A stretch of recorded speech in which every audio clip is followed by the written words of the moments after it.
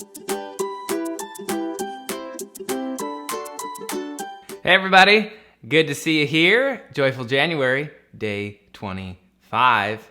Hope that you're doing well today. And I think the audio is going to be a little bit better today. I've been tinkering around, I've been learning new things. Hey, I'm doing this all just with absolutely no audio, video, lighting, graphic, video experience. And so I've had to learn a ton this month. And so I know the last couple days the audio is really low. I think I've fixed it today. We'll see. But yeah, it's just been fun trying to figure all this stuff out. I mean, I'd never really done any sort of stuff like this before, but I've got like this whole setup. Look at this microphone here. You can see the best thing about video is you can hide all of the mess here that is all over, and you don't see any of that, right? All you just see is this nice little background here. Why don't we go ahead and jump in today to a topic that has made a difference in my life over the last few years. And it's the topic of loving Jesus. Let me tell you what I mean about this. I'll just give you a brief story. A few months ago, I was needing to go do a project out in the garage. And I just said to my son, I said, do you want to come with me and help me out in the garage? And I looked at the joy that just exploded over his face when I said that. And he said, of course I do. Of course I want to go with you. And he shot up and he started dragging me out to the garage. I looked at the excitement that he had and the joy that he had because I had asked him if he wanted to go do something with me. And that just gave me a conviction in that moment of, is that how I respond to Jesus? Is that how I respond to the invitations that Jesus gives me every day? Because the truth is, Jesus is inviting us into situations like that every day. Do you want to walk with me? Do you want to follow me? Do you want to come with me? And when we have a right view of Jesus, when we know Jesus as he really is, it's our heart's desire to do that. But the problem is, many of us, including myself, we've learned a false Jesus. We've taken on this false view of who he is. I really like this quote from George MacDonald that speaks to this. It says, how have we learned Christ? It ought to be a startling thought that we may have learned him wrong. That must be far worse than to have not learned him at all. His place is occupied by a false Christ, hard to exercise. And it's exercise with an O, like to get out. Not that it was hard for Jesus to exercise. When you have a false Christ in the place of the true Jesus, it's hard to get that out. And so George goes on to say, the point is, whether we have learned Christ as he taught himself or as men have taught him, who thought they understood, but did not understand him. And so there might need to be some things that we've got to unlearn about Jesus, to know him as he truly is.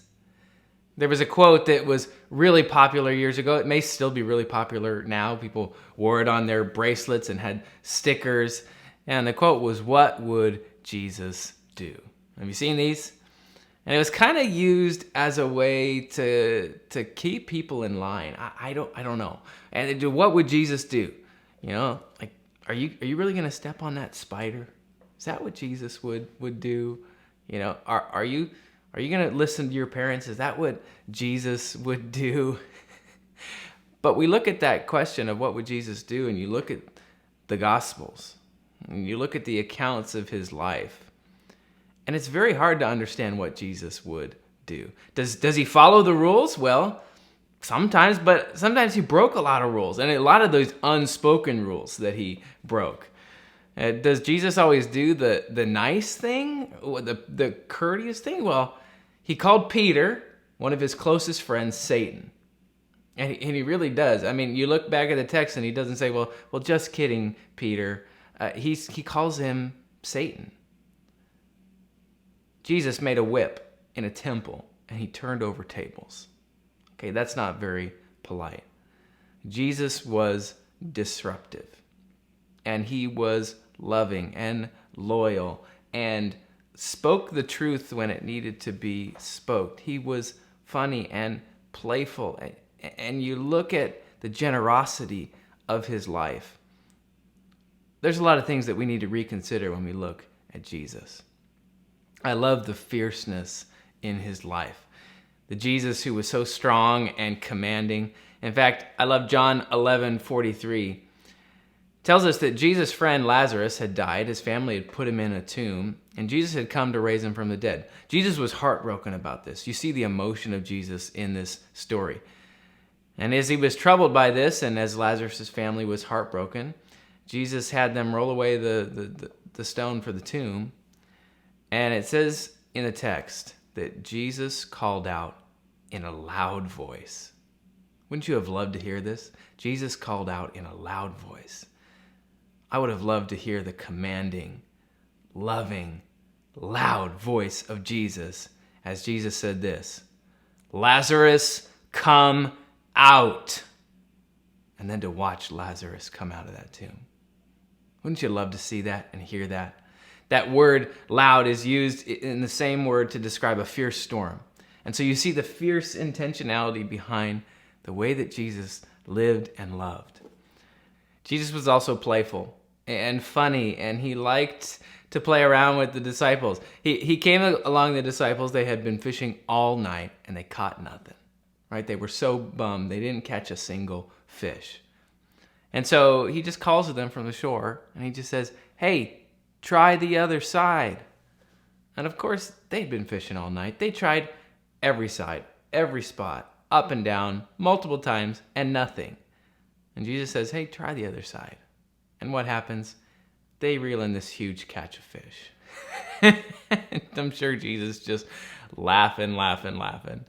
At the wedding in Cana, we see the generosity of Jesus. Jesus was at a wedding. They ran out of wine. His mom comes to him and tells him what's happened. And he doesn't say, everyone's had their fun. You should just go home. He turns water into wine. And the amount of wine, there were 6 stone jars, each probably holding about 30 gallons. That's 180 gallons that Jesus gave to keep the party going. The truth is, Jesus' entire life, he gave himself. He poured out himself. Truth and love and affection and kindness and grace and intentionality.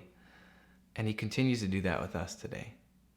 And when we know the real Jesus, not the Jesus that culture has told us or even some really well-meaning Christians have taught us, and I'm just a little bashful even to teach about Jesus right now because I don't want to put a false Christ in your mind. I want it to be the real Jesus, the biblical Jesus. When we know that Jesus as he really is, everything's different. He has our total heart. He has our total allegiance. And it is easy to love the real Jesus. In fact, in John 6, we see this with the disciples. Jesus began to turn up the heat. He was saying some difficult things about what was going to happen. And he asked his disciples if they wanted to leave him. And here's what his disciples said. "To whom would we go? You have the words of real life." Jesus has the words of real life. Real life is found in living life with Jesus, the real Jesus. And so today the challenge is, are there some views about Jesus that you need to go, you know what? I've taken these on maybe from something I heard or something I learned from somebody else, or maybe even something I've taken on from culture. But this needs to go. This view about Jesus doesn't line up with who the Bible tells us that he is and who I'm experiencing him to be in my daily personal walk with him. There may need to be some thoughts about Jesus, some false things that need to be exercised, that need to be kicked out to embrace the real truth about who Jesus is. There are a lot of cheesy Christian shows, and I'm sure you've seen a bunch of them, but there is a show right now that does a really good job. Not a perfect job, but I think does a good job of showing the Jesus as he really is, what we've been talking about today. And that's The Chosen. They've got 2 of these seasons on their app or on the different streaming services. And so I'd encourage you to go check them out. I think it captures a lot of Jesus' heart in this. And it certainly has been life-changing for me. And it's so good to to see it with your eyes. Obviously, again, it's not perfect. It's humans trying to capture Jesus, which is unimaginable. It's something we cannot do perfectly.